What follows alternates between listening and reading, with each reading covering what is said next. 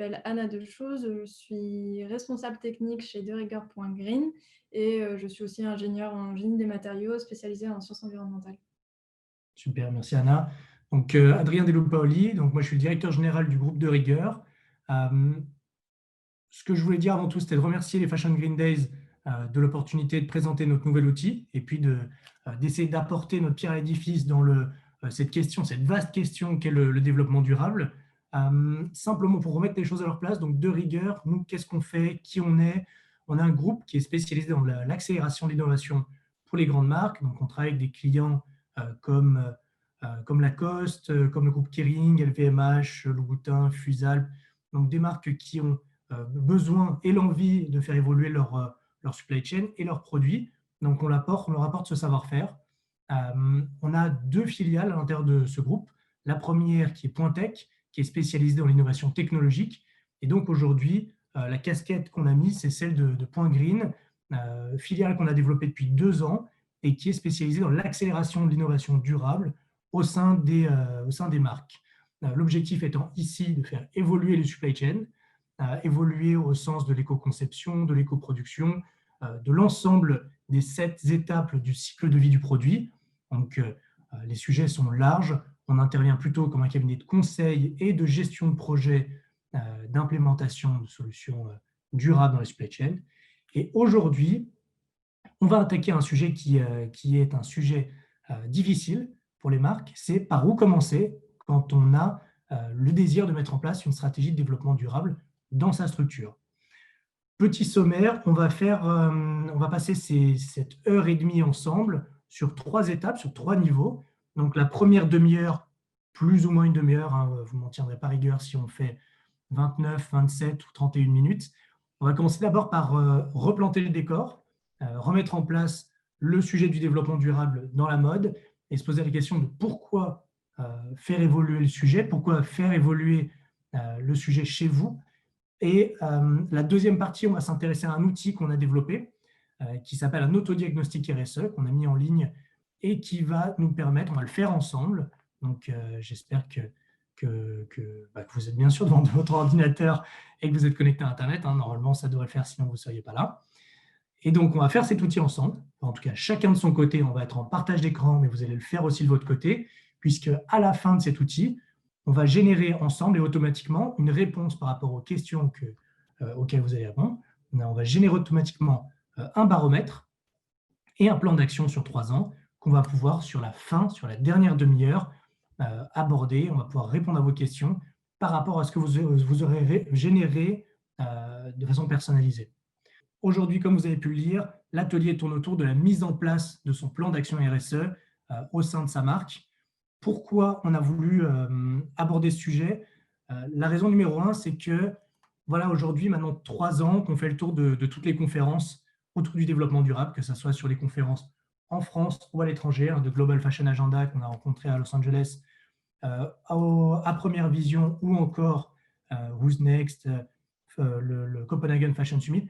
Et on s'est rendu compte, en tout cas, c'est quelque chose qui nous avait marqué, puisque nous, on a une philosophie un peu plus d'ingénieur, une philosophie assez technique, où on aime rentrer dans le concret, dans la technicité des sujets. On s'est rendu compte qu'il y avait une très grosse approche marketing autour du développement durable et très peu d'informations concrètes qui donnaient des solutions aux marques pour faire évoluer leur supply chain. Quand je dis ça, on a été assez marqué de voir que dans les conférences, on entendait très peu le nom de sous-traitants, de sociétés qui avaient des solutions, d'enablers en B2B, qui pouvaient faire évoluer les supply chains des marques. Pour y répondre, on a décidé de travailler sur ce plan d'action. Donc, on l'a fait en partenariat avec Capgemini Invent, l'EDEC Business School et avec DC Flanders dans les Flandres. Et l'idée ici, c'était de donner des outils, donner des solutions pour les marques en se disant où est le fil d'Ariane, par où il faut tirer la pelote de laine pour commencer. Parce que la question aujourd'hui, c'est par où on commence et comment on communique ensuite sur ce qu'on a fait au niveau de son plan d'action RSE. Petit rappel aussi, hop, allez, on avance. Voilà, oula, ça avance d'un coup. Donc, Un temps de réaction. Sinon, sort du partage d'écran. Pardon, tout petit bug technique. Je vois que... Voilà. Donc, pour replanter le décor, qu'est-ce que le sujet du RSE? De la RSE, c'est, comme on en parlait, la responsabilité sociétale des entreprises qui fait intervenir trois grandes sphères qui peuvent paraître parfois assez opposées, qui sont la sphère environnementale. Bien sûr, on en parle beaucoup puisque la question de nos ressources, de notre impact environnemental est essentielle. Mais dans la question du développement durable, elle se heurte aussi à la question du mieux vivre, vivre ensemble, et la question du social. La troisième, et non des moindres, on le voit en ce moment, entre le couvre-feu, le confinement, c'est la santé des entreprises qui doit faire évoluer un écosystème positif, donc de l'économie. C'est simplement le lien et l'intersection entre ces trois sujets, l'économique, le social et l'environnemental, qui peuvent être considérés véritablement comme du développement durable. Alors attention, on est comme au tir à l'arc, on ne peut pas tirer tout de suite au cœur de la cible. Et ce qu'on prône, nous, chez Point Green, c'est l'indulgence, c'est la bienveillance dans la démarche développement durable. Aujourd'hui, quand on est une marque, on met les choses en place, il faut y aller pas à pas et ne pas vouloir aller plus vite que la musique et essayer tout de suite de tirer au centre de la cible. Sinon, c'est des ressources énormes à consommer pour faire évoluer son business model. Les trois raisons pour nous, qui nous paraissent essentielles pour faire évoluer une supply chain, sont des raisons de pression. On va commencer sur la première pression, bien sûr, c'est celle des consommateurs. Aujourd'hui, les consommateurs, en tout cas la progression du secteur du luxe et de la mode, sont essentiellement les nouvelles générations. Comme on peut le voir sur l'étude de McKinsey, 85% de la croissance du secteur du luxe nous vient de la Gen Z et des millennials. Donc c'est une population qui compte déjà aujourd'hui, 30% des consommateurs du luxe selon Bain aujourd'hui, et qui est estimée à passer à 45% en 2025. Donc une population qui compte et qui a des valeurs, qui a besoin de transparence, qui a besoin de traçabilité, qui veut acheter, qui est prête à payer un peu plus pour des produits éco-responsables. Une population qui est très sensible. Vous avez dû le voir si vous avez des enfants. Hein, on se fait reprendre à la maison quand on n'éteint pas l'eau en se brossant les dents. Donc c'est une génération qui est beaucoup plus consciente que les générations précédentes et qui va avoir voix au chapitre, qui a déjà voix au chapitre dans la consommation. On parle aujourd'hui beaucoup des millennials en Chine. On a une étude qui est sortie là très récemment qui montre l'explosion, la croissance du marché de la seconde main en Chine. Donc c'est un sujet qui n'est pas seulement un sujet européen ou occidental, qui est un sujet mondial. La deuxième pression, en tout cas le deuxième niveau de pression qui nous paraît important à souligner, c'est la pression législative. Donc ici, deux lois fondamentales qui sont la loi sur le devoir de vigilance, qui aujourd'hui est en train d'évoluer pour arriver vers une harmonisation européenne. On se rend compte qu'en France, les sanctions qui ont été mises en place dans ce manque de transparence ou de traçabilité dans les supply chains des grandes marques ne sont pas assez fortes. Et donc, l'objectif d'une harmonisation européenne, ça va être d'être encore plus punitif pour pousser les marques à évoluer. Mais attention, nous, de notre point de vue, il ne faut pas non plus jeter toutes les pierres sur les marques. On est là aussi pour rappeler qu'il faut leur donner des outils pour faire évoluer leurs réponses et ce qu'elles mettent en place dans la supply chain. La deuxième, encore une fois, une loi assez punitive, c'est la loi anti-gaspillage pour une économie circulaire. Je ne suis pas là pour critiquer cette loi, mais ce que je veux souligner, c'est que c'est une loi qui est extrêmement dure et qui va être punitive, puisque la notation, comme on la connaît, c'est quelque chose qui, du point de vue d'une marque, peut avoir l'air aléatoire, puisque la notation ne prend pas forcément en compte tous les sujets sur lesquels on est le meilleur en tant que marque. Elle ne prend pas forcément en compte les sujets qu'on a envie de voir apparaître, mais elle en prend. Elle est complexe, aujourd'hui, la notation. Les critères ont été mis en place par l'ADEME, et il faut avoir une lecture assez fine de la composition de ces produits pour pouvoir y répondre et essayer d'avoir la meilleure notation. Donc là aussi, l'important, c'est d'essayer d'avoir une approche bienveillante et de se dire comment on fait évoluer nos outils, comment on se pose la question en amont de cette notation pour éviter de se faire découper par le législateur. Troisième niveau de pression, c'est bien sûr la pression des autres marques. Aujourd'hui, on voit au niveau marketing, qu'on est dans une surenchère. Hein. On a presque l'impression de se dire qu'entre marques, tout le monde se pose la question de qui a la plus grosse, hein, la plus grosse stratégie de développement durable. Donc, désolé pour la blague. Hein. Et on parle en particulier du Fashion Pact. Le Fashion Pact, c'est un document avec un grand nombre de signataires et des objectifs sur 2030 et 2050, comme vous pouvez le voir. C'est aussi des associations, des regroupements et des programmes. On parle de Go for Good, Change for Good, Wear the Change, Paris Good Fashion, beaucoup de programmes qui commencent à créer une confusion en termes de lecture. Est-ce qu'on est sur un label? Est-ce qu'on est sur une association? Quels sont les engagements? Où on va? Et donc, cette communication, qui est presque excessive, mettre les marques qui sont un tout petit peu en retard sur ce sujet, qui n'ont pas assez communiqué, dans une position un peu de méfiance, en se disant comment on fait pour surnager dans cette communication, qu'est-ce qu'on essaie de faire véhiculer comme sujet, comment on s'approprie le sujet du développement durable. Donc ça va vraiment être le sujet de cet atelier, comment on s'approprie à travers sa spécificité de marque, sa spécificité d'univers et de supply chain, comment on s'approprie les questions pour en faire, pour les faire nôtres et pour pouvoir ensuite communiquer dessus si c'est pertinent. Je passe sur la question de l'outil. Sur l'outil, donc je vais passer la main à Anna. Anna, qui, comme on vous disait, est la responsable technique sur les questions de développement durable chez nous et qui a travaillé donc, sur ces derniers mois à la création de l'outil. Voilà, donc justement, comme Adrien l'a dit, il a très bien résumé que le secteur était en mouvance, qu'on voyait vraiment une réelle transition environnementale qui était urgente, qu'on avait des pressions. Et la question que nous, on s'est posée, c'est justement comment on met petit à petit nos briques en place. Parce qu'il l'a aussi très bien dit, on ne peut pas taper directement dans le mille, on ne peut pas avoir une stratégie RSE parfaite du jour au lendemain. C'est une démarche qui prend du temps, mais il faut bien commencer quelque part. Et c'est justement la question qu'on s'est posée, comment on analyse sa situation et comment on met en place des solutions qui sont adaptées. Alors, on a analysé les solutions et les méthodes qui existaient déjà, notamment les analyses qui sont quantitatives, donc les analyses environnementales du type analyse de cycle de vie, qui sont multicritères, mais aussi celles qui sont monocritères, donc on entend souvent de bilan carbone, bilan en eau. Voilà, il y a différentes méthodes qui existent déjà, mais qui sont quantitatives. Et on a fait le constat que c'était aussi compliqué des fois pour les marques de faire des méthodes quantitatives parce que c'est un secteur qui est parfois opaque et on n'a pas toutes les données sur tout le cycle de vie.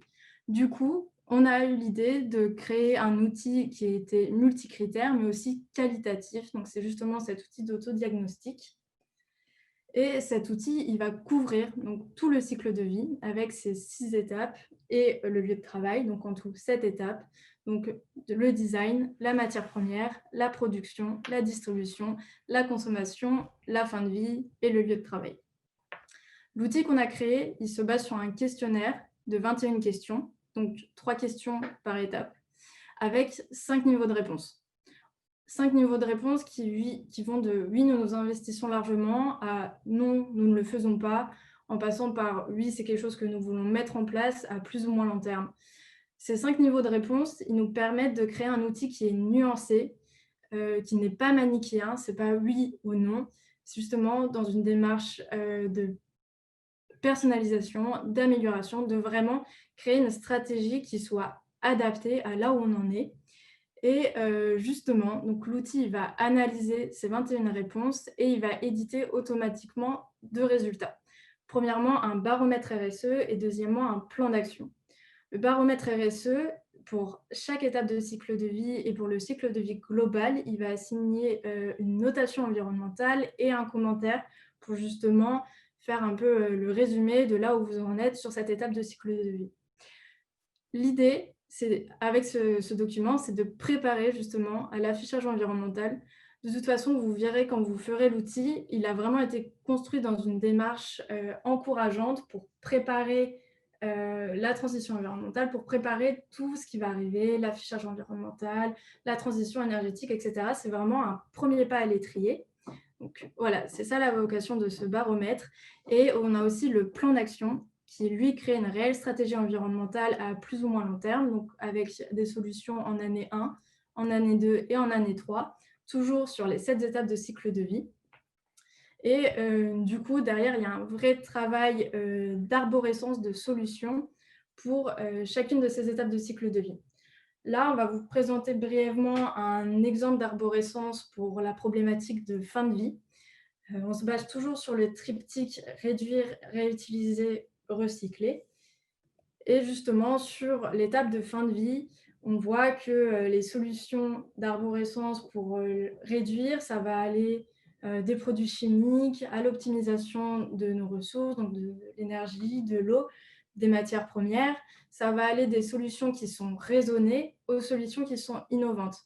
Par exemple, on va aller justement, comme je l'ai dit, de l'optimisation tout bêtement de nos ressources ou de revenir aux essentiels, par exemple en supprimant certains produits chimiques, en supprimant des choses qui n'ont pas lieu d'être là, tout simplement, en allant à des solutions plus innovantes avec, par exemple, des nouveaux matériaux, des matériaux qui sont biosourcés ou de nouvelles méthodes de conception, par exemple. Ensuite, l'arborescence de la réutilisation, là, elle va dépendre de la typologie du produit. On va avoir des solutions qui sont différentes si on a des chutes de production, si c'est du produit fini, si c'est de la matière dormante, tout simplement pour adapter au mieux les solutions. Par exemple, l'upcycling, c'est plus adapté pour les chutes de production, alors que la seconde main ou les éditions limitées, c'est des choses qu'on peut faire avec du produit fini, avec de la matière dormante, on peut la revendre par exemple. Enfin, voilà, toujours dans le détail d'adapter les solutions. Et enfin, les solutions de recyclage, donc soit en interne, soit en externe, toujours selon les 3 types de recyclage, donc recyclage mécanique, recyclage thermique et recyclage chimique, en fonction de ce qu'on peut faire, de la matière première secondaire qu'on peut récupérer. Ça peut aller justement de la fibre au granulé pour la plasturgie. Enfin, voilà. L'idée, c'était de faire les arborescences les plus complexes, justement pour être adapté en fonction des 21 réponses. Et ces 21 questions, on vous propose de les faire maintenant. Je vais mettre dans le chat justement le lien de l'outil où vous pourrez directement vous connecter. Avec Adrien, on va aussi le faire de notre côté avec vous pour vous présenter l'outil. Donc, on va le faire beaucoup de mains, vous de votre côté et nous du nôtre. L'objectif, c'est que chacun ait un plan d'action qui lui soit personnalisé, qui lui ressemble. Nous, on va simplement vous accompagner dans cet outil. Et à la fin de l'outil, on va pouvoir répondre à vos questions par rapport à ce qui a été généré et par rapport aux liens qui vont être renvoyés sur telle ou telle étape du cycle de vie. Donc, voilà, mettez-nous en petit écran, voilà, sur une petite partie, et ouvrez donc une page sur laquelle vous tapez derigueur.green. Voilà, et en haut à droite, vous avez immédiatement donc diagnostic. Ici, quand on est dans l'accueil, voilà, diagnostic, juste en haut à droite. Et donc, cliquez dessus. Et on va pouvoir commencer l'outil. Et je vais redonner la parole à Anna. Ok. Est-ce qu'on attend un peu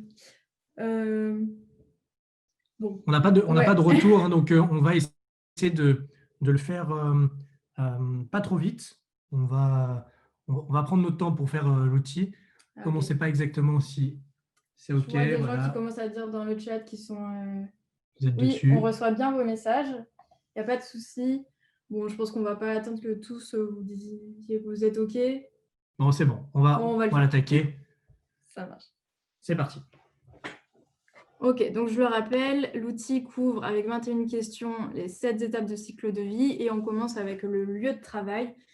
Justement, ce qu'on entend par lieu de travail, c'est justement définition de la RSE et de vos actions qui chapeautent justement votre entreprise. Donc, toujours dans les 3 questions par étape, l'idée c'est d'être progressif, d'être nuancé. Donc, la première question sera assez générale pour aller à chaque fois plus loin dans la technicité. Donc, la première question, c'est est-ce que votre organisation s'engage justement dans la RSE? Est-ce que vous avez un référent dans ce domaine ou des actions? Donc, comme je vous l'ai dit, on a 5 niveaux de réponse qui sont « oui, nous nous investissons largement dans ce domaine »,« oui, nous l'appliquons déjà en partie »,« non, mais nous aimerions le faire d'ici 2 ans »,« non, mais nous voudrions le envisager à moyen terme » et soit que ce n'est pas envisagé, soit que vous ne savez pas. Parce que voilà, comme je l'ai dit, c'est aussi difficile d'avoir toutes les données sur tout le cycle de vie. Donc voilà. Je vous laisse vous répondre par rapport à votre entreprise. Hop. Nous, de notre côté, à chaque fois, on va mettre la réponse non, mais nous aimerions le faire d'ici 2 ans. Comme ça, on aura la réponse, le plan d'action le plus complet et on pourra le passer en revue. Voilà, donc la deuxième question justement sur votre démarche RSE, c'est est-ce que vous impliquez vos employés dans votre démarche, soit par le tri des déchets, soit par des sensibilisations? Est-ce que justement vous leur demandez aussi d'être conscients de leurs impacts, de leur impact de papier, même de l'impression? Est-ce que vous leur demandez de collecter les cartouches d'encre, etc. Voilà, donc c'est des questions qui vont assez vite au début. Je vous ai dit, à chaque fois, on va aller un peu plus dans la technicité.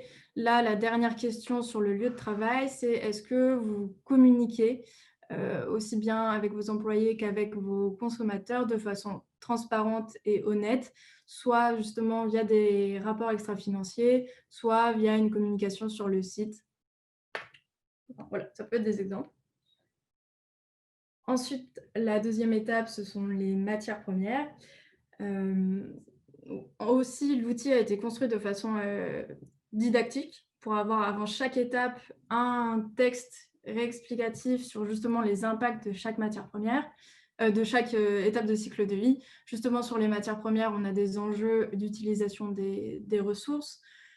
Voilà, par exemple, on sait que 60% des tissus sont faits en polyester qui est un plastique synthétique qui vient de la pétrochimie, donc une énergie fossile et qui mène à aussi beaucoup de problématiques de microplastiques qui sont libérés dans les océans. On sait aussi qu'un quart des textiles sont faits en coton et que la majorité du coton qu'on utilise n'est malheureusement pas biologique. On a du coup beaucoup d'herbicides, beaucoup de pesticides, parfois même aussi de nombreux OGM, et bien sûr une grande quantité d'eau, bien que ce soit une matière végétale. Enfin, voilà. Là, c'était juste pour expliquer que les matières premières, c'est un sujet très complexe, où c'est même un compromis entre la technicité et les impacts environnementaux. Donc voilà, la première question, c'est est-ce que vous contrôlez que vos matières premières ne contiennent pas de substances dangereuses? Donc là, typiquement, on pense à la réglementation REACH, mais il y a d'autres référentiels qui existent, comme RoHS, ou vous pouvez aussi avoir des référentiels internes. Voilà. La deuxième question, on va toujours à chaque fois un petit peu plus loin. Là, on va vous demander est-ce que vous prenez en compte les impacts environnementaux de vos ressources? Justement, je vous ai dit, est-ce que vous réfléchissez à plutôt est-ce qu'on va utiliser du polyester, du coton, du lin, du chanvre, d'autres plastiques synthétiques, des plastiques biosourcés, justement en fonction des besoins en eau, des pesticides, des produits chimiques, des émissions dans l'air, etc. Hop. Et n'hésitez pas à poser vos questions dans le chat ou faire remonter toutes questions. On garde un œil dessus. Et la dernière question, justement, sur la matière première, c'est est-ce que votre entreprise prend en compte la facilité du recyclage ou même la possibilité de recycler les matières? Ensuite, on passe au design. Le design, au final, c'est une étape très importante dans une conception circulaire de vos produits. C'est justement cette étape qui permet un peu de chapeauter tous vos choix en imaginant même directement la fin de vie. Là, la première question, c'est justement est-ce que vous designez vos produits de façon à ce qu'ils durent dans le temps? Parce qu'on parle beaucoup d'impacts environnementaux, mais il y a aussi la durée de vie à prendre en compte. Par exemple, un produit qui a tant d'impacts environnementaux sur un an, ça sera différent qu'un produit qui a le même nombre d'impacts, mais sur 3 ans. C'est pour ça que la durée de vie est aussi à prendre en compte. On parle souvent de durabilité du produit. Eh bien, la première définition de la durabilité, ça reste ça. Hop. La deuxième question, ça sera est-ce que dans le design de vos produits, est-ce que vous optimisez l'utilisation des matières et la réduction des déchets, par exemple par l'optimisation du patronage ou voilà.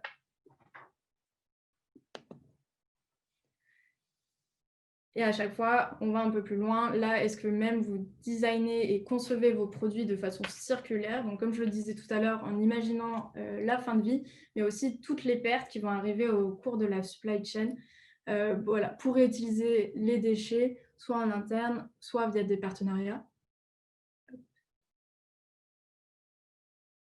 Ensuite, on arrive à l'étape de production. La première question sur la production, c'est est-ce que vous contrôlez de façon, enfin, est-ce que vous faites des contrôles environnementaux, mais aussi sociaux de vos sous-traitants ou de vos usines en propre? C'est un peu la première question à avoir quand justement on réfléchit sur sa supply chain. Ensuite, est-ce que justement, dans un souci d'aller plus loin, d'avoir une meilleure transparence et une meilleure maîtrise de votre supply chain, est-ce que vous avez un contrôle ou une traçabilité?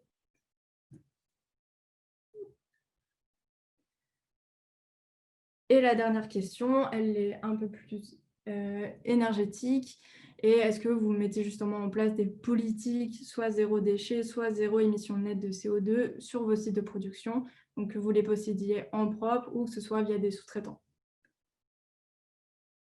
Voilà, vous voyez bien que le questionnaire cherche toujours à bien couvrir et nuancer chaque étape de cycle de vie pour aller à chaque fois un peu plus loin, pour voir directement à long terme et voir ce qu'on peut mettre en place et où vous en êtes. Ensuite, on arrive à la partie de la distribution. Donc, là, la première question, ça sera plus sur vos points de vente. Et est-ce que justement votre entreprise travaille à réduire l'impact environnemental donc des différents supports marketing? Ça peut être les sacs, les étiquettes, les tickets de caisse, vos lookbooks, mais ça peut aussi être bien les fournitures qui sont dans vos boutiques. Voilà. Est-ce que vous réfléchissez à vos points de vente? La deuxième question, toujours sur les points de vente, mais qui va un peu plus loin, est-ce que vous analysez l'efficacité énergétique et les émissions de gaz à effet de serre, justement liées à vos points de vente ou à sa chaîne logistique de façon plus globale? N'hésitez pas à me dire... Ah, alors... oui, du coup, on a une question qui nous demande si ne sait pas peut être considéré comme non concerné. Oui, bien sûr, l'idée justement de ne sait pas, ce n'est pas envisagé, c'est justement... Bah, voilà, si vous n'avez pas la réponse à la question, c'est la dernière réponse qu'il faut mettre. N'hésitez pas aussi à me dire si je vais un peu trop vite pour vous. Des fois, il y a certaines questions qui sont un peu plus, voilà, qui sont nuancées, qui demandent un peu plus de réflexion. Donc là, sinon, on arrive à la dernière question de la distribution et qui prend en compte le business model. Donc, il y a beaucoup de... Voilà, le secteur est en train de changer de façon circulaire et les business models changent aussi. On voit beaucoup plus de modèles économiques qui sont inspirés de l'économie du partage, par exemple de la location, de l'échange, mais aussi de la seconde main, justement en vue de réutiliser et de réduire les déchets. Enfin, on arrive à la partie consommation. Donc là, c'est plus lié avec vos consommateurs, vos clients, mais c'est une étape qui a aussi beaucoup d'impact. Tout à l'heure, je vous parlais du polyester et des microplastiques qui étaient justement libérés dans les eaux. Voilà, les fibres plastiques libèrent des microplastiques, on le sait, mais ces microplastiques sont libérés dans les eaux justement quand le client, enfin le consommateur, utilise son produit et le lave. Voilà, il y a beaucoup d'impacts qui sont liés aussi aux consommateurs et c'est un peu la responsabilité aussi des entreprises d'éduquer son consommateur ou du moins de le sensibiliser à ces enjeux et à ce qu'il peut faire de lui-même.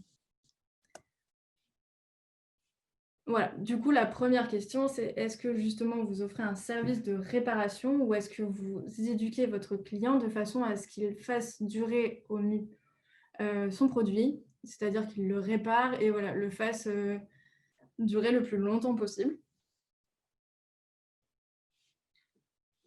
La deuxième question, elle suit cette idée. Et est-ce que justement vous formez votre consommateur à entretenir vos produits?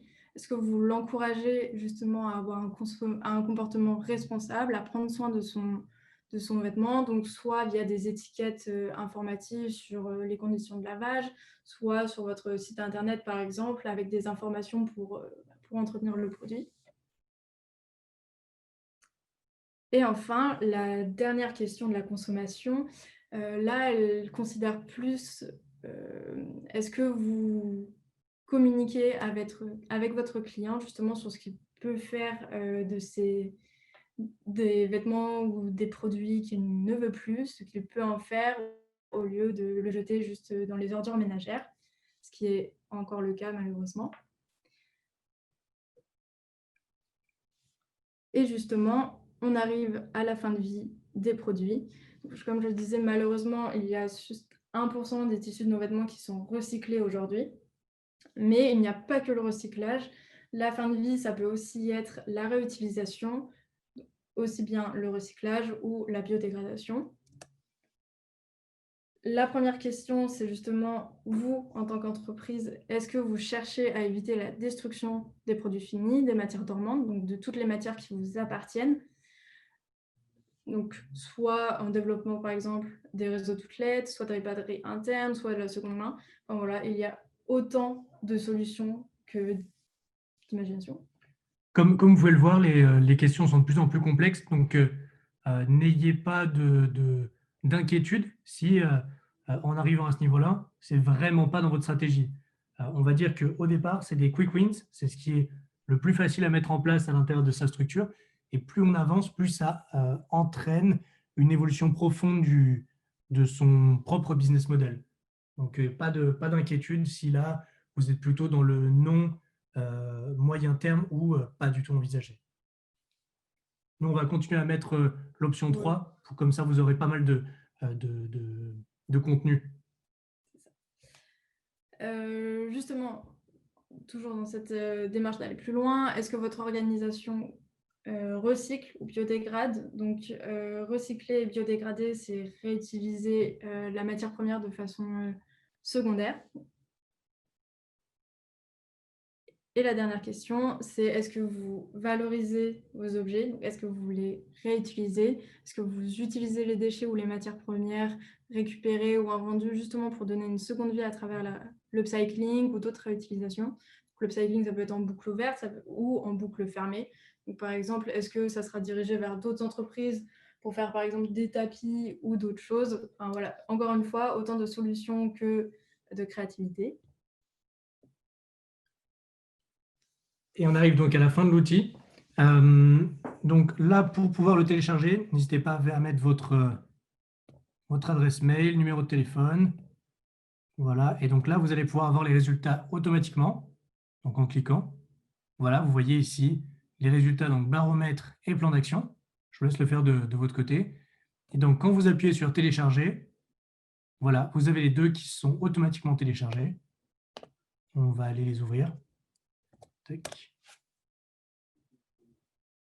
Et donc là, sur la phase d'après, donc sur les prochaines 20-30 minutes, on a été finalement assez rapide. Hein, il est 14h35. Ça nous laissera plus de temps pour les questions. Et ce qu'on va faire donc là sur cette troisième partie, Anna va donc repasser en revue le baromètre et donc vous voyez ici rapidement le baromètre RSE qui se veut plus un outil d'encouragement, donc un peu sous la forme d'un bulletin scolaire, voilà, oui. Ici, l'objectif, c'est de se donner aussi envie d'aller plus loin, d'encourager. Et là, ici, un outil qui est le plus complet possible. Donc, nous, on a décidé de prendre ce parti qui est d'en donner le plus possible pour faire en sorte que le secteur évolue. Donc, on espère que ça sera valorisé. Et donc, comme vous avez pu le voir ici, sur les 6 étapes du cycle de vie, plus le lieu de travail. Donc là, on va pouvoir rentrer en détail sur les années 1, 2 et 3, sur ce qui peut se faire, comment ça peut se mettre en place. Et puis, dans les outils aussi, vous avez beaucoup de liens hypertextes sur lesquels vous pouvez cliquer pour aller plus loin sur des exemples, des choses qui ont été mises en place par d'autres, des outils parfois, des chartes qui ont déjà été rédigées, qui vont vous permettre de vous approprier ces différentes questions. Anna, je te laisse la main sur le baromètre. Yes. Alors, on va essayer de le mettre en plein écran. Tac. Ouais. Alors du coup, comme on l'a dit, le baromètre, c'est vraiment dans une démarche encourageante pour préparer l'affichage environnemental et aussi pour valoriser ce que vous faites déjà, parce qu'on tacle souvent sur l'industrie, mais voilà, il y a des choses qui sont même déjà de bon sens que vous faites, et puis voilà, vous n'êtes pas des monstres. Il y a des choses dans vos supply chains qui sont déjà valorisables, comme l'a dit Adrien tout à l'heure, c'est des quick wins, c'est des choses qui sont faites en partie ou déjà faites. Bon, là, du coup, comme nous, on a mis la réponse 3 partout, on ne le voit pas, mais normalement, les notes sont justement moyennées par excès, toujours dans une démarche encourageante pour vous pousser à aller plus loin. Enfin, voilà, là, c'est plus un document pour vous récapitulatif de l'outil. Donc, je vous laisserai regarder le vôtre. Ça reprend justement donc, toutes les étapes qu'on a parcourues ensemble et le cycle de vie global. Mais normalement, l'outil aussi, en fonction de ce que vous avez répondu, bon là, justement, comme on a 3 sur 5 partout, on ne le voit pas, mais si vous voyez à certains endroits que là, vous avez 5 sur 5, par exemple, sur le travail, mais par contre, en design ou en production, vous avez 2 sur 5, ça vous permet aussi, vous, de savoir, de mettre en place votre stratégie en ayant en tête là où vous devez travailler directement. Donc, quelles sont vos priorités d'action en fonction justement de ce baromètre. Donc, voilà, c'est le premier document à regarder avant de regarder le plan d'action. Et là, du coup, on va passer en plan d'action. Donc, comme je vous l'ai dit, ouais, c'est vraiment un document personnel qui... Je vous laisse le regarder. Et le temps que vous l'ouvriez, que vous le regardiez, on va simplement appuyer sur les questions. Voilà, je vois qu'il y a des questions en plus. Votre périmètre couvre-t-il aussi la politique de sourcing? En effet, sur la partie matière première, on a des recommandations sur la partie sourcing de matière. Anna, tu me dis si tu es d'accord? Oui. Ouais. Voilà, donc là, on voit que certaines questions étaient passées à côté de certaines questions. Avez-vous un lien? Voilà, donc le lien est là. J'espère que Sylvie, vous avez pu utiliser le lien. Anna, qui avait son ordinateur ouvert à côté, a pu partager des choses. Tac. On reçoit le message, c'est répéter SVP. La page est vide. Piégé vers l'industrie et le B2B. Pour l'instant, cet autodiagnostic qui est uniquement orienté vers les marques, vers le textile, qui est notre focus premier, donc dans la description de cet atelier. Tac. Vous n'avez que le baromètre qui s'est téléchargé. Êtes-vous en partenariat avec des usines proposant le fil? Donc là, on va pouvoir regarder à l'intérieur de la partie matière première. En effet, il y a beaucoup de recommandations à voir si certaines vont jusqu'au fil. Par exemple, Econil ici. Voilà, on a certaines Where to Technology. Voilà, le fil, par exemple, Resortex. Donc des recommandations qui vont plus en détail. Bon, super, Sylvie, vous avez pu avoir accès au lien, c'est super. Côté maroquinerie, l'outil fonctionne aussi. C'est vrai qu'on ne l'a pas mentionné. C'est un outil qui est destiné à tout produit mode, donc aussi bien les accessoires que les vêtements. C'est un outil qu'on a déjà fait justement avec des marques de maroquinerie, d'autres marques d'accessoires, même des marques de valises. Donc, toutes solutions sont adaptables derrière. Après, justement, on peut regarder plus en détail ensemble pour mieux adapter le plan d'action à votre entreprise, à votre secteur, à votre problématique. Mais normalement, l'outil est utilisable par toute marque de mode, tout produit compris. Enfin, c'est pas... Simplement, on l'a essayé sur la joaillerie. Et la joaillerie, c'est plus compliqué puisque la spécificité matière, recyclage, les taux de chute sont très différents. Donc, on le recommande surtout pour les marques textiles et cuir. Alors, merci pour vos questions. On va rentrer maintenant en détail sur l'outil et puis ce que ça a pu générer ici quand on met 3 partout. Donc, pour regarder en détail comment le lire et comment l'utiliser. Donc ici, comme vous pouvez voir, beaucoup de contenu. Hop. J'espère que c'est lisible. On a essayé d'en mettre un maximum qui tenait sur une page de PDF.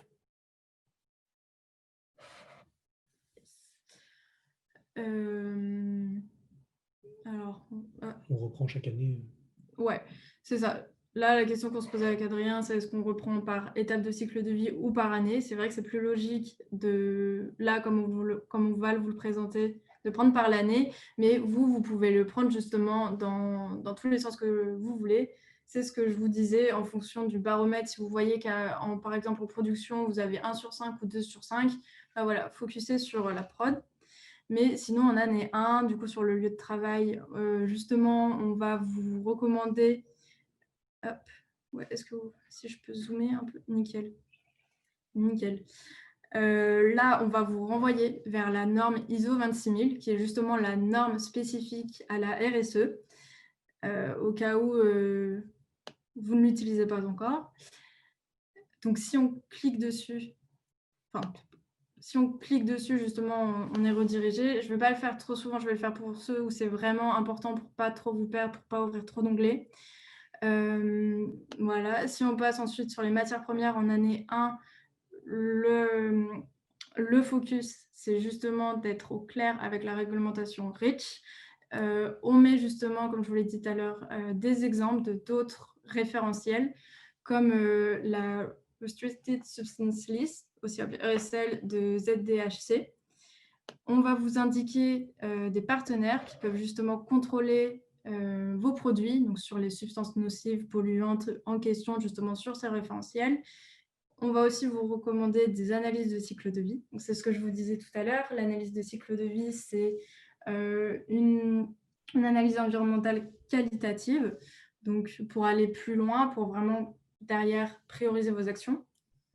Sur le design, on va vous recommander de travailler sur la qualité de vos produits avec des méthodes de qualité interne ou justement en vous faisant accompagner par des prestataires externes.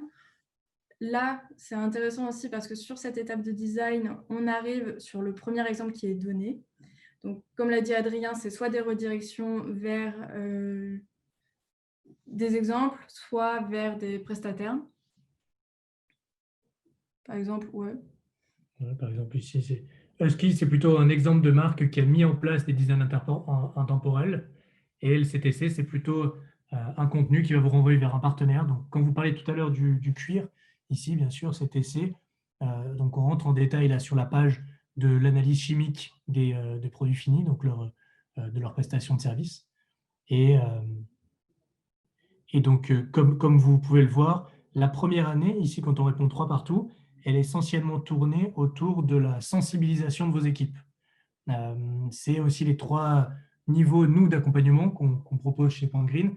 C'est un premier niveau de sensibilisation, parce qu'avant de mettre en place des choses, il faut emmener les équipes derrière et leur donner envie, en tout cas d'avoir la conscience du sujet et d'avoir envie de le porter. Donc, première année, c'est très sensibilisation. Deuxième année, vous allez voir, c'est très formation. Et la troisième année, ça va être implémentation de projets plutôt complexes. Voilà. Il peut y avoir un mélange entre les 3 années, mais sinon, c'est toujours ces 3 niveaux, sensibiliser, former et implémenter ensuite des solutions.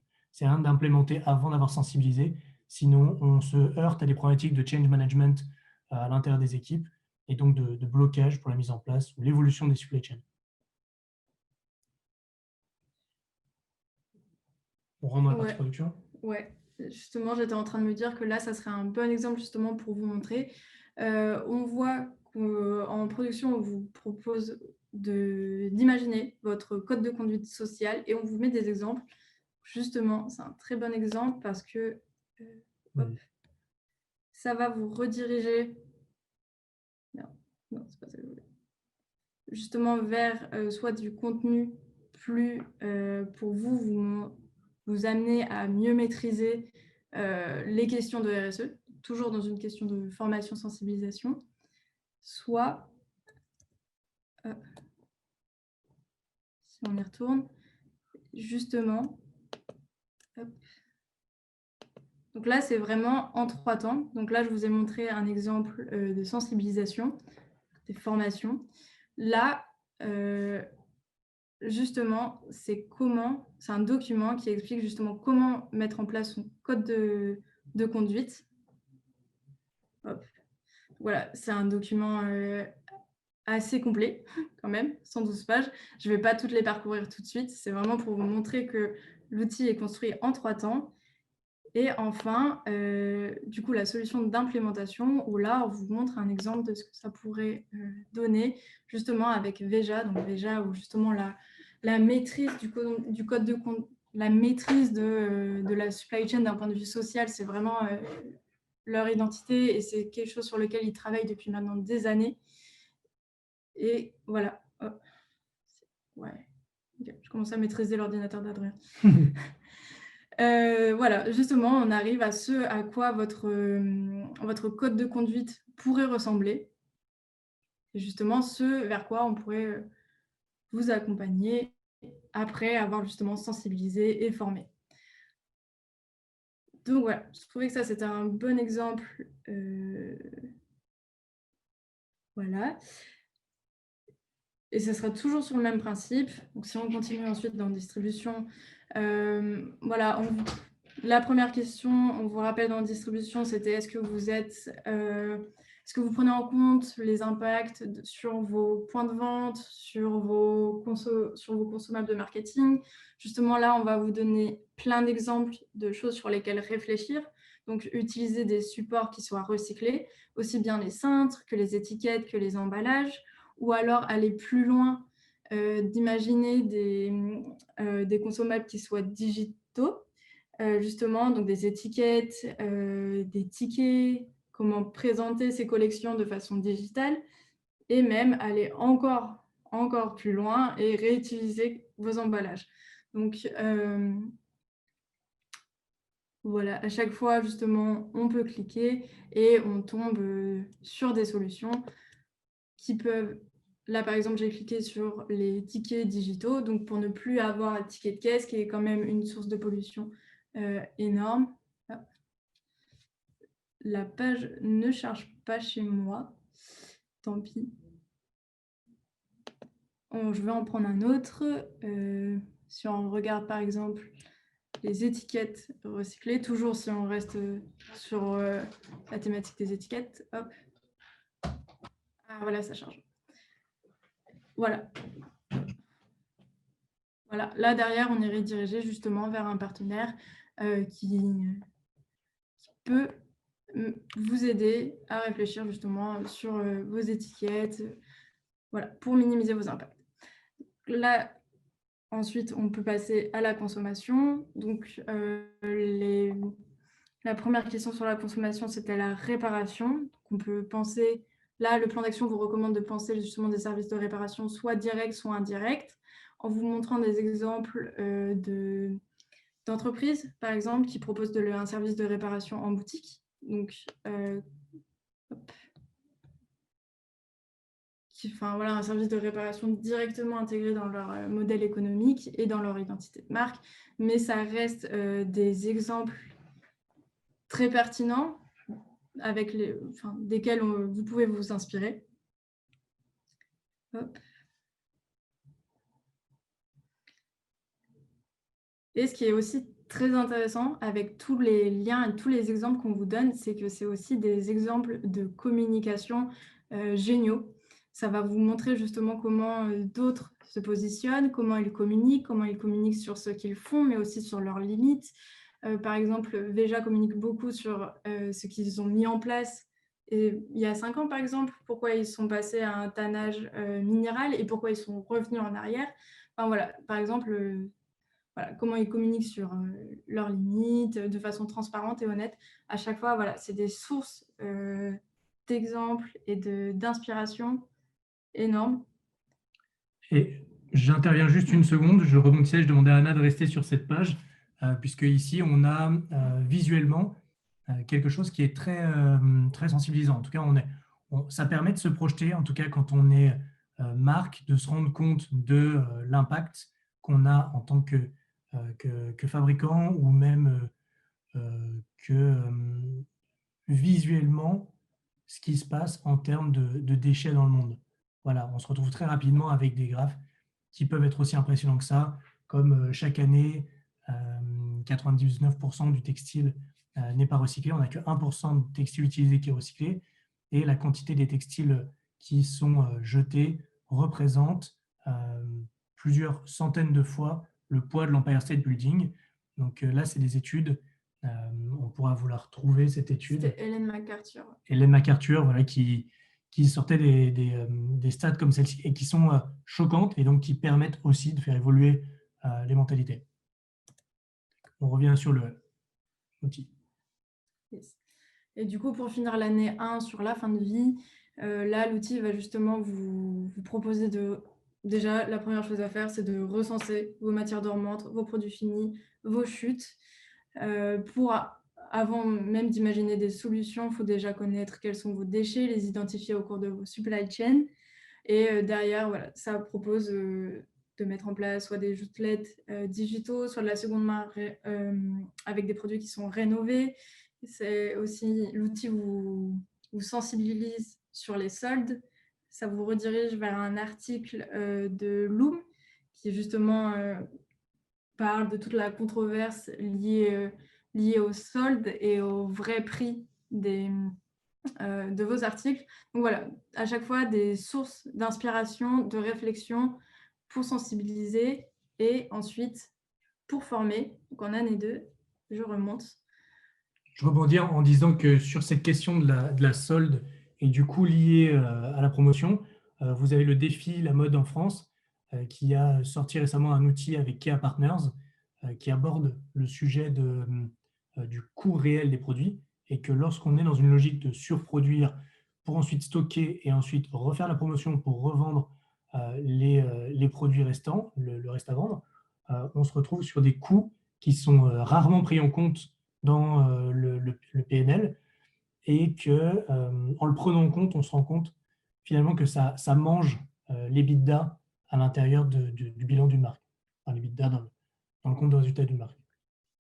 Voilà, donc on passe à l'année 2. Voilà. Donc on le rappelle, l'année 2, c'est vraiment comment se former. Là, on est toujours sur la première ligne. Donc la première ligne, c'est le lieu de travail. Par exemple, l'outil, comme ça vous renvoie au guide zéro déchet au bureau de Zero Waste France. Justement, les 12 étapes, les 12 actions pour avoir un bureau ou un lieu de travail propre, zéro déchet. C'est un guide très intéressant que nous, on a mis en place justement chez nous. Donc, voilà. Même nous, on apprend encore des choses et enfin voilà. Toujours bien d'aller voir des ressources plus générales, plus externes. Si on passe ensuite sur les matières premières, on en vient justement à la question du sourcing. Justement, comment sourcer des matières plus responsables. Donc là, on met 3 références qui vont des cabinets à des plateformes en ligne. Je rebondis aussi là-dessus. Vous avez récemment, en parlant d'outils, vous avez la Fédération française du prêt-à-porter féminin qui a édité un catalogue du guide des achats responsables, aussi un outil qui a été développé donc avec BlueQuest, qui est très intéressant et qui permet de faire une cartographie aussi en interne des risques de chaque matière et des lieux de sourcing. Ici, EcoTLC, qui est devenu Refashion récemment, c'est aussi une banque de données qui est fantastique dès qu'on veut faire évoluer sa supply chain. Par contre, c'est un temps plein dessus. Il y a tellement d'informations. On est là aussi pour vous aider à décrypter, à prendre les choses qui vous sont les plus personnelles par rapport à votre business model. Tout à l'heure, je voyais une question sur si nous envisagions de mettre en place un catalogue de solutions pour épauler les marques dans leur démarche RSE. Alors, notre approche, ce n'est pas de faire un catalogue statique, comme vous avez pu le voir.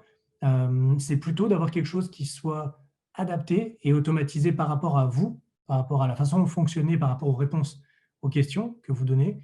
Donc là, comme vous avez pu le voir sur ce document, on va se dire qu'on se rapproche pas mal d'un catalogue, sauf que c'est un catalogue qu'on a essayé de ranger par année et par étape, par étape de la supply chain et du cycle de vie du produit. Exactement, c'est ça que je voulais un peu vous montrer tout à l'heure quand j'étais sur l'arborescence, donc réduire, recycler et réutiliser. C'est justement pour vous montrer que derrière cet outil, il y a justement ce catalogue de solutions mais l'outil, il va vous sortir que les solutions qui sont adaptées à votre situation après l'analyse, justement. Donc, c'est exactement ça. Voilà. Sinon, on se Là, retrouve très vite ouais, noyé, en fait. On se c'est retrouve très ça. vite noyé par toutes les informations qu'il y a sur le secteur. Ouais, exactement. Notre constat de base, notre volonté avec cet outil, c'était de fournir directement juste les solutions adaptées pour concrètement lancer sa démarche. Ça sert à rien d'être noyé sous les infos. C'est là l'outil normalement vous donne les informations les plus pertinentes pour vous. Voilà, je serais bien curieuse de voir du coup la diversité des 15 plans d'action qui sont sortis aujourd'hui. C'est vrai que ça doit être assez différent entre tous les participants.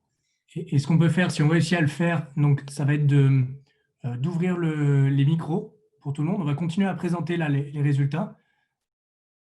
Alors, la question de Marine autour d'un outil pour un producteur dans la distribution et le cycle de vie ne rentre pas en ligne de compte. À l'intérieur de cet outil, vous pouvez choisir aussi certaines parties qui vous paraissent plus ou moins pertinentes. Là, c'est vrai qu'il a été construit pour une marque qui va s'approvisionner et qui ensuite distribue, qui vend dans un circuit de distribution. En tant que producteur, ici, on va dire que en tant que producteur, donc tout ce qui correspond au lieu de travail, à la question aussi des matières premières, parce qu'en tant que producteur, vous allez aussi vous sourcer, acheter des matières ou en tout cas le fil à certains. Vous allez parfois être, si vous avez une marque en propre, être confronté à des problématiques de design. Sur la question de la production, voilà, ça peut vous toucher. La distribution, malheureusement, ça ne sera pas en lien, et la consommation non plus. La fin de vie, c'est seulement si vous signez des partenariats ou que vous travaillez, vous êtes un sous-traitant en travail à façon, ou que vous fournissez la matière, voilà, la matière vous appartient, là, ça peut être pertinent pour vous aussi. Donc, n'hésitez pas à piocher quand vous êtes producteur aussi sur les différents éléments. Je vois que Majouline a levé la main. Majouline, comment on fait pour ouvrir le micro de tout le monde? Bonjour. Voilà, Alors, superbe. comme vous êtes animateur, en fait, c'est à vous de donner la parole aux personnes, aux participants. Et en fait, il faut qu'ils lèvent la main s'ils ont une question et vous leur donnez la parole. Ok, super, Voilà. très très classe, on n'est pas habitué à cet outil. Bon, voilà, si vous avez des questions et que vous voulez les poser en live, n'hésitez pas, on va l'ouvrir. Et puis, en attendant que vous ayez d'autres questions, on va passer sur le reste de l'année 2. Donc là, on était sur les matières premières, sur la formation des acheteurs, et avec ici plusieurs propositions d'entreprises qui font du sourcing de matières éco-responsables. Donc, on a Fairly Made qui sont assez connus, qui ici vont plutôt avoir un prisme social de leur sourcing. Donc, chercher des usines qui sont compliant en termes de responsabilité sociale et donc de respect des travailleurs. Greeny Bird Dress qui va plutôt être dans la recherche de matériaux innovants, donc de remplacement par rapport à des matières traditionnelles, qui va aller chercher des solutions qui sont difficiles à sourcer, difficiles à identifier. Matériaux, qui est une plateforme, une matériothèque, avec un lieu physique à Paris que vous pouvez aller visiter. L'abonnement est plutôt raisonnable. Donc, c'est une matériothèque qui est énorme. Maintenant, il faut leur demander de vous aider à faire une sélection dans cette matériothèque parce qu'il y a des choses innovantes, mais il faut creuser. Donc, ils vous accompagnent là-dessus aussi. 2 entreprises qui sont en train d'émerger, qu'on aime beaucoup, qui, elles, proposent un sourcing de stocks dormants d'autres entreprises qui ne les auraient pas utilisés. Donc, Adapta, c'est plutôt des petites séries qui va aller proposer des cuirs de maisons de luxe, donc de stocks dormants de maisons de luxe. Et Uptrade, qui, elle, va avoir une approche assez similaire, mais plutôt sur la partie textile et non pas sur la partie cuir. Je continue sur la partie ici design.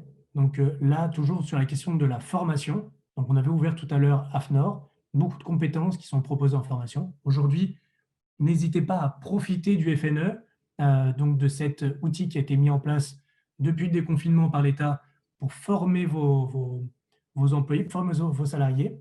Vous avez beaucoup d'aides qui sont mises en place comme ça pour faire monter en compétences, surtout pour les entreprises qui ont mis une partie de leurs employés en activité partielle.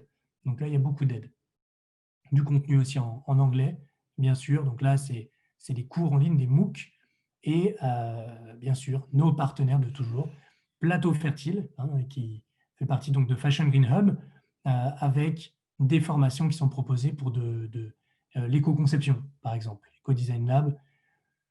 On rentre aussi sur des sujets comme les patrons, les patronages, comment on fait pour passer du 2D à la 3D, de la 3D à la 2D, comment on réduit l'impact des patrons et comment on fait en sorte que le placement de ces patrons réduise les chutes de production dans la phase de coupe. Donc là, c'est un sujet qui est très peu adressé par les marques et qui est essentiel. On descend sur la partie production. Là, des exemples, encore une fois, des exemples de sociétés qui ont mis des choses en place. 1083 qui sont très connus maintenant, Gaia Skin, un peu moins connu, de comment on met en place de la transparence et de la traçabilité dans la production, et des exemples de solutions, parce que on parle beaucoup aujourd'hui de blockchain, de RFID, de QR code. Ici, à chaque fois, donc vous voyez, on n'y gagne rien, hein. Enfin, ce n'est pas des liens de redirection sur lesquels on a signé des backlinks ou quoi que ce soit. Ici, on vous donne tout. Donc, c'est des noms de sociétés qui vont vous permettre de mettre en place des solutions de traçabilité RFID, blockchain. Donc, l'objectif pour nous, c'est de vous donner un maximum de contenu pour avancer. La question de logistique et de la dépense, on sous-traite, toutes les marques sous-traitent la logistique, bien sûr. Ici, il y a des propositions de transporteurs respectueux, voilà, TK Blue Agency. C'est intéressant parce qu'ils vont référencer un grand nombre de transporteurs qui se sont engagés au niveau du développement durable à réduire leur impact, leur consommation. Donc là, il y a beaucoup de choses très intéressantes aussi. Sur la partie consommation, on est encore sur la formation, mais là, plutôt des clients cette fois-ci. Comment on fait pour réparer ces produits? Du contenu qui peut être mis en ligne sur votre site très facilement, mais qui montre que vous avez un souci et vous avez à cœur de faire en sorte que vos produits ne soient pas des pièces jetables, mais qu'elles puissent avoir une seconde vie, une troisième vie, ou qu'elles puissent être facilement réparées. Après, la mise en place d'un réseau de réparation, c'est un travail encore plus intense, mais mettre en place déjà des choses sur votre site, du contenu, c'est quelque chose qui est utile aussi pour vos clients. Le dernier point sur la fin de vie, donc là sur les questions de recyclage, c'est des outils, des partenaires potentiels, Refashion, Le Relais, ICO. Donc beaucoup de structures qui en externe peuvent aussi vous accompagner. On passe sur l'année 3, où là ça va plutôt être de l'implémentation de projets, comment on fait pour faire les choses ou pour les communiquer. Et je redonne la main à Anna, à qui j'ai laissé reprendre un peu son souffle parce que c'est vrai qu'il y a beaucoup de contenu. J'ai bu, j'avoue.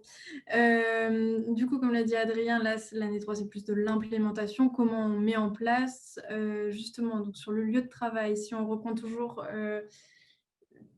l'envie de communiquer auprès de son consommateur et aussi auprès de ses employés, comment rédiger cette fois son code de conduite au sein de son entreprise, comment on communique sur son site internet. Là, c'est l'exemple justement de la démarche Go for Good de Galeries Lafayette qui parle beaucoup de leurs limites. Donc, c'est ce que je vous disais tout à l'heure. Sur les matières premières, on va implémenter justement l'utilisation de matières soit qui facilitent le recyclage, soit qui sont biodégradables, soit qui sont même désassemblables en vue du recyclage justement. Parce que voilà, aujourd'hui, un des plus gros freins du recyclage, c'est justement la caractérisation de la matière, mais aussi la séparation de la matière. Voilà, quand on a du coton mélangé à de la viscose, c'est très, très compliqué à recycler.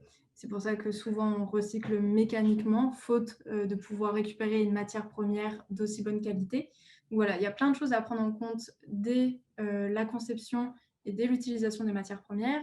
On peut aussi utiliser des matières premières qui sont recyclables. Donc là, cette fois, des plastiques qui sont synthétiques ou biosourcés. Comment, justement, une fois qu'on a mis tout ça en place, on va communiquer sur nos choix de matière.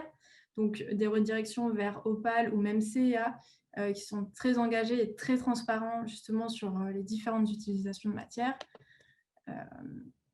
On a 2 tailles d'entreprises là qui sont complètement différentes. Opal, c'est une jeune marque lyonnaise, je crois, qui a construit, qui s'est construit sur une page blanche. Donc vous allez me dire, oui, c'est facile quand on est en création, d'arriver et d'être full éco-responsable. Oui, c'est plus simple de partir d'une page blanche. Oui, c'est plus compliqué quand on a une supply chain qui est en place, de la faire évoluer, mais c'est possible. Alors, on ne dit pas que CA est parfait. Voilà, ils font des efforts, ils essaient de mettre des choses en place. Galeries Lafayette aussi, récemment avec Go for Good. avec Paris Good Fashion. Oui, aussi. Oui, aussi. Si, ils font partie de Paris Good Fashion. Fashion aussi. Ouais. Mais oui, voilà, justement, ce que voulait dire Adrien, c'est qu'on essaye aussi bien de donner des exemples pour tout type d'entreprise auxquelles vous pouvez vous identifier, donc aussi bien des jeunes entreprises qui ont intégré la RSE dès leur ADN, dès le début, ou alors des gens qui essayent justement de transformer leur communication, qui essayent de transformer leur chaîne de production, leur matière, etc. Voilà. Donc voilà, ça c'était pour l'exemple des matières premières. Si on repart, hop, pardon, donc voilà, encore une fois, là on essaye de donner beaucoup d'informations. Peut-être que si vous avez répondu que vous êtes déjà au top sur les matières premières, vous aurez peut-être moins d'informations, mais c'est ce qu'on disait. On vous donne les informations qui sont nécessaires et adaptées à vous. Sur le design, oui, là, c'est un sujet que j'affectionne tout particulièrement, donc je jump in. Le secteur s'est construit sur la créativité des designers et sur la créativité étant première dans la création, avant la matière, avant le produit. C'est une vision qui est celle sur laquelle le secteur a grandi, mais je trouve qu'aujourd'hui, on a la chance de pouvoir faire peut-être évoluer cette approche et arriver dans l'autre sens. Et c'est pour ça qu'on a mis plusieurs exemples dans lesquels le design, en fait, au lieu de contraindre la matière, de s'adapter à la matière, et c'est là où je trouve que la créativité est encore plus riche, c'est que quand le design vient se construire par rapport à l'existant, ça nous fait des choses comme Petit H, Hermès Petit H, où une partie des designers, enfin certains designers doivent trouver des usages par rapport aux chutes de production de cuir. Donc on a des choses très intéressantes. Et c'est comme ça qu'on peut, avec des chutes de production, recréer de la valeur et la plus grande valeur qui est celle du produit fini. Donc je trouve que c'est une approche qui est très inspirante. Gustin, One-Made dans les jeans, jeans recyclés, chez One-Made ou Gustin sur du crowdfunding et de la précommande de jeans. Donc là, on est sur du BFR négatif, un peu comme Asphalt, cette marque cartonne qui est basée à Bordeaux, où on vend avant on design un produit et on le vend avant de le produire. Ou encore Adidas, Futurecraft, donc là c'est vraiment mon chouchou. Donc c'est cette chaussure qui est entièrement fabriquée avec un thermoplastique, le TPU. Donc chaque élément de la chaussure est fabriqué avec la même matière.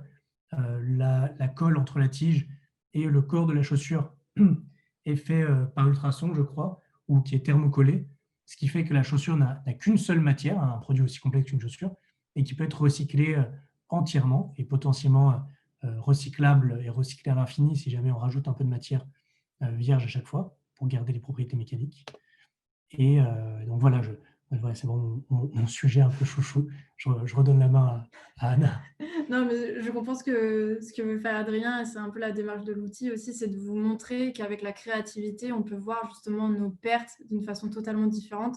Et même nous, justement, les déchets, on ne les appelle pas déchets, parce que justement, ça laisse sous-entendre qu'on ne peut rien faire avec. Mais voilà, on juge aussi bien la matière dormante que le produit fini, que les chutes de production comme des pertes qu'on peut valoriser, donc soit valoriser l'objet, comme l'a dit Adrien, justement, en recréant des nouveaux produits finis, donc comme fait Petit H, ou alors en valorisant la matière, donc comme fait Adidas, avec une matière première secondaire d'aussi bonne qualité, vu qu'il n'y a pas d'autre matière qui va polluer notre produit.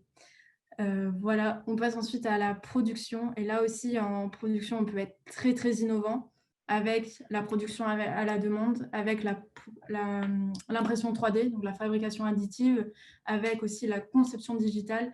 Il y a beaucoup, beaucoup d'outils qui peuvent aider à optimiser la production. Il y a même des algorithmes qui créent justement des produits sur mesure. Il y a des algorithmes qui détectent directement les défauts dans les chaînes de production pour justement qu'en sortie, on réduise le taux de produits défectueux. Enfin, voilà, la technologie peut vraiment aider à réduire les impacts de la production. Et puis aussi le bon sens. Là, on remet justement les engagements du Fashion Pact. Donc, alors justement, là, vous voyez typiquement que l'outil, il est progressif parce que le Fashion Pact, c'est quelque chose auquel on vous a parlé dès le début de l'atelier. Et justement, là, comme on a fait la simulation comme étant une marque qui veut mettre des choses en place, mais qui n'y est pas encore totalement, enfin qu'on a mis la solution 3 partout, là, on voit que ça y est, en année 3, la marque est prête à recevoir des engagements aussi lourds et ambitieux que le Fashion Pact, du coup, des zéro émission nette, etc. Donc voilà, c'est vraiment un outil qui est adapté à votre situation. Sur les modèles de distribution, là, justement, on va voir comment implémenter du coup les nouveaux modèles économiques. Donc là, on a une redirection justement vers l'étude du défi auquel, celle dont vous parlez, Adrien, tout à l'heure. Beaucoup d'exemples justement de business models qui fonctionnent sur justement tout ce qui sera leasing, swapping, échange, seconde main. Souvent, c'est vrai qu'on a un peu peur de tous ces nouveaux business models parce qu'on a l'impression qu'ils ne fonctionnent pas. Et voilà, c'est faux, il y a un marché. Justement, je vous laisserai lire cette étude très complète avec des acteurs et des experts du milieu, justement, témoignent. On a aussi en consommation, pardon. Voilà, donc là, comment on implémente, comment on va aller plus loin, comment on va former réellement son consommateur aux problématiques de fin de vie. Justement, comment l'informer, lui expliquer la hiérarchie de gestion des déchets, donc justement, ce qu'on vous disait, la réutilisation, puis le recyclage, puis l'incinération, etc. On va même aller plus loin et implémenter des systèmes de reprise, encore une fois avec des exemples qui marchent, avec des campagnes aussi bien de IKKS que The North Face que H&M, donc toujours une grande diversité dans la typologie des entreprises. The North Face, pour qui l'environnement et la RSE, c'est dans l'ADN depuis le début. H&M, qui est une marque fast fashion, on va le dire, c'est clair, un groupe immense, et IKKS, une marque du coup à l'échelle normale. Et enfin en fin de vie, justement des solutions pour valoriser les produits finis. Tout comme on disait, soit des solutions d'outlet, soit de rénovation, soit d'upcycling. Comment justement redonner de la valeur à nos pertes. Justement, soit en interne, soit via des partenaires. Ce qu'on peut faire aussi, tout à l'heure, je vous parlais d'upcycling en boucle ouverte, en boucle fermée.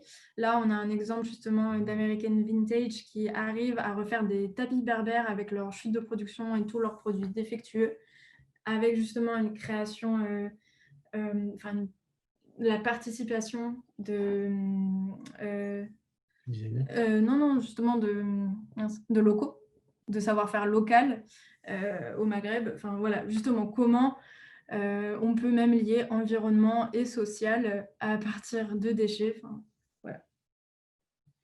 Voilà, on a fait le tour de l'outil. On va regarder les questions s'il y en a. Donc, il faut lever la main pour vous donner la parole. Tac, on va retourner dans les questions-réponses. Non, c'est pas là. Participants. Victor, est-ce que vous nous entendez? Oui, je vous entends. Est-ce que vous m'entendez bien? Oui, superbe. Oui, bonjour à vous deux et merci beaucoup pour la conférence et la démonstration de l'outil. Moi, j'avais une question sur la loi économie circulaire. Comment vous la percevez et quelles sont, on va dire, les solutions pour l'instant les plus concrètes, notamment sur la gestion des stocks et des invendus? Alors là, du coup, ça va être plus par rapport à l'interdiction de destruction des invendus, c'est ça? C'est ça, tout à fait. Ouais. Justement, après cet outil, là, on a déjà prévu de lancer un autre outil pour justement voir comment on peut gérer et manager nos stocks, donc aussi bien de produits finis, de matières dormantes, de chute de production, toujours sur le même triptyque pour trouver des solutions. Pour nous, ça sera toujours sur les 3 R, donc réduire, réutiliser, recycler. Là, pour le coup, réutiliser, c'est ce qu'il faudra faire en priorité parce que ça va arriver plus vite. Enfin, ça sera plus facile de trouver des solutions de réutilisation que d'imaginer la réduction, même si ça va ensemble, même si l'un ne va pas sans l'autre. Du coup, voilà, on va toujours chercher à réutiliser plutôt que recycler parce qu'on va créer plus de valeur en réutilisant plutôt qu'en recyclant. Surtout qu'il sera toujours possible de recycler de façon mécanique. Et voilà, le recyclage mécanique, comment tu fais pour... Nickel. Le recyclage mécanique, donc il y a différentes techniques, il y a l'effilochage, le broyage ou la coupe qui donnent différents produits. On peut aussi défibrer pour essayer de refaire la fibre. Mais voilà, c'est des contraintes techniques, c'est challengeant, c'est compliqué. On ne va pas forcément récupérer derrière la même qualité de matière. On ne va pas créer la même valeur, mais c'est des choses qui sont toujours possibles au pire. Il y a déjà des acteurs du recyclage installés, il y a des effilocheurs. Enfin voilà, au pire, on pourra toujours faire ça, mais nous, voilà, ce qu'on préconseille, ce qu'on prévaut, c'est toujours de réduire quand on peut, de réutiliser et de recycler. D'accord, merci. Surtout que là, moi de mon point de vue, cette loi, elle est quand même assez punitive pour les marques. Elle met une pression énorme et comme vous le disiez, les solutions aujourd'hui qu'on connaît le plus, on va dire, c'est ventes privées ou ces showrooms privés sur lesquels on a des décotes à moins 80%. Donc on détruit la valeur d'un produit, ce qui est vraiment dommage. Nous, dans les leviers d'action, comme ce qu'Anna disait, ce qu'Anna a fait, c'est le travail d'Anna encore une fois, et je la remercie pour son travail exceptionnel, c'est d'identifier dans la réutilisation, en fait, toutes les solutions qu'on a, tous les leviers d'action qu'on a en tant que marque. Et nous, c'est un sujet sur lequel on veut se concentrer, en particulier là, post-confinement, on va dire, post-couvre-feu, post-fermeture des boutiques. On sait que les marques se trouvent avec 2 voire 3 mois de stock de produits bloqués, avec des commandes qui ont été annulées sur des prods qui ont déjà été faits, ou des prods en cours. Donc, c'est très compliqué à gérer. Nous, notre point de vue, c'est que le bon sens et la créativité peuvent aider à écouler les stocks. Donc, si vous avez des stocks aujourd'hui, que ce soit de chutes, de produits finis ou de matières dormantes, on vous propose de nous appeler parce que nous, on a une vision, enfin en tout cas une visibilité assez complète de tous les acteurs du marché qui font des choses. Alors, il y en a quelques-uns qui sont sur l'outil, mais on en a d'autres. Et de réfléchir avec vous à des propositions concrètes de comment on écoule ces 3 niveaux de perte de loss, comme disait Anna, qui sont des ressources potentielles aussi. Ouais. Et oui, comme l'a dit Adrien, ce qu'on propose de faire, c'est déjà de recenser. Enfin, pour nous, à chaque fois, c'est vraiment la première étape, c'est de voir ce qu'on a. Donc voilà, de recenser par la typologie de produits, par les quantités, par les couleurs, par les matières. Enfin, voilà, ça, c'est ce qu'on propose de faire en premier lieu, avant même de dire, OK, on va recycler ou on va upcycler ou on va revendre en faisant des éditions limitées. Voilà. Avant toute chose, c'est de voir quel est l'état de la matière et la quantité qui est valorisable. Voilà, c'est la première étape. Et ce qu'on dit toujours, c'est que la plus grande valeur viendra toujours du produit fini. Vendre, trader des stocks dormants de matière, vous allez en tirer 50% de leur valeur, mais de la matière. Un produit fini, si vous réussissez à trouver des solutions créatives pour les remettre dans des circuits de production, des circuits de distribution ou les revaloriser, c'est là que vous tirez le maximum de leur valeur. Tout à fait, je suis tout à fait d'accord avec vous. D'où l'exemple de Petit H. Petit H, c'est génial ce qu'ils font avec leur chute, parce que non seulement ils réutilisent, ils font de leur chute de production une ressource, mais en plus de ça, ils la vendent assez cher, et ça se vend, puisque c'est leur entrée de gamme. Finalement, on veut rentrer dans l'univers, on achète Petit H, et donc, en termes de valeur chez eux, les marges étant ce qu'elles sont et ce qu'on estime tous, c'est quand même très intéressant de vendre une pince à linge 120 €, 70 €, c'est quand même balèze. Voilà, le produit fini, la valeur du produit fini. D'accord. Très bien, réponse très complète. Merci. Est-ce que vous avez d'autres questions? Auquel cas, si on n'a plus, on va passer à la conclusion. Oui. Tout. Voilà. Est-ce que vous nous entendez? Oui, très bien.